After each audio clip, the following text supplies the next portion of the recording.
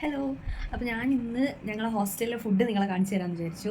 ഇന്നിപ്പോൾ ഞായറാഴ്ച രാവിലെ സമയം ഒരു 8:45 ആയിട്ടുണ്ടാവും. നമുക്ക് രാവിലെ 7:45 തൊട്ടിട്ടാണ്, അല്ല 7:30 തൊട്ടിട്ടാണ് നമുക്കിവിടെ ഫുഡ് ഉണ്ടാവുക. അപ്പോൾ ഇന്ന് രാവിലത്തെ ബ്രേക്ക്ഫാസ്റ്റ് വന്നിട്ട് മസാല ദോശയും ചട്നിയാണ്. നമ്മുടെ നാട്ടിലെ മസാല ദോശയുടെ അത്രയൊന്നും വരില്ല.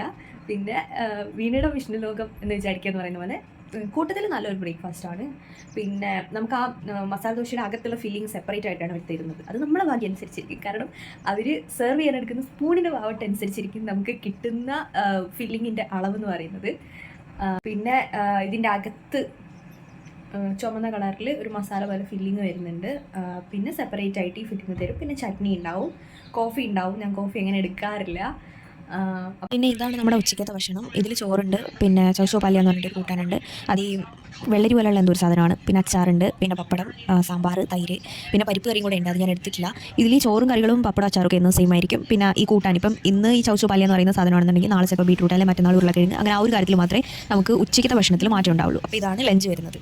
പിന്നെ ഇന്ന് സൺഡേ സ്പെഷ്യലാണ്. അപ്പം ഗീ റൈസ്, പിന്നെ കടലക്കറി, പിന്നെ തൈര്, പിന്നെ ഗുലാബ് ജാമുന്. അതിപ്പം ഓരോ സൺഡേയിലും അത് മാറ്റം ഉണ്ടാവും. ചോറും മാറും, കറിയും മാറും. പിന്നെ നമുക്ക് തരുന്ന സ്വീറ്റിലും വ്യത്യാസം ഉണ്ടാവും. അപ്പോൾ ഇന്ന് സൺഡേ സ്പെഷ്യൽ ആയതുകൊണ്ടാണ് ഇങ്ങനെ ഒരു ഫുഡ് വന്നത്. സാധാരണ നമുക്ക് രാത്രിയിൽ ചോറുണ്ടാവും, അതിൻ്റെ കൂടെ എന്തെങ്കിലും ഒരു ടൈപ്പ് രസം ഉണ്ടാവും, തൈരുണ്ടാവും, പിന്നെ ചപ്പാത്തി, അതിന് വേണ്ട എന്തെങ്കിലും ഒരു കറി ഉണ്ടാവും. അതാണ് രാത്രിയിലത്തെ മെനു വരുന്നത്. പിന്നെ സാധാരണഗതിയിൽ പറയുകയാണെങ്കിൽ ബ്രേക്ക്ഫാസ്റ്റിന് മാത്രമേ എന്തെങ്കിലും ഒരു മാറ്റം വരാറുള്ളൂ. ഇഡ്ഡലിയോ അല്ലെങ്കിൽ ഉപ്പുമാവോ ചപ്പാത്തിയോ അങ്ങനെ എന്തെങ്കിലും ഓരോ ദിവസം ഓരോന്നായിരിക്കും.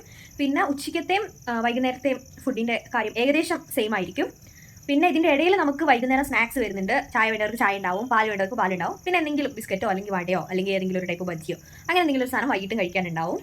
അപ്പോൾ ഹോസ്റ്റൽ എന്ന് പറയുമ്പോൾ എല്ലാവരും ആദ്യം ചോദിക്കുന്നത് ഫുഡ് എങ്ങനെയുണ്ട്, എന്താണ് കഴിക്കാൻ കിട്ടുന്നത്, അങ്ങനെയുള്ള കാര്യങ്ങളാണ്. അപ്പോൾ അതുകൊണ്ടാണ് വീഡിയോ ചെയ്യാമെന്ന് വിചാരിച്ചത്. അപ്പോൾ അത്രയേ ഉള്ളൂ.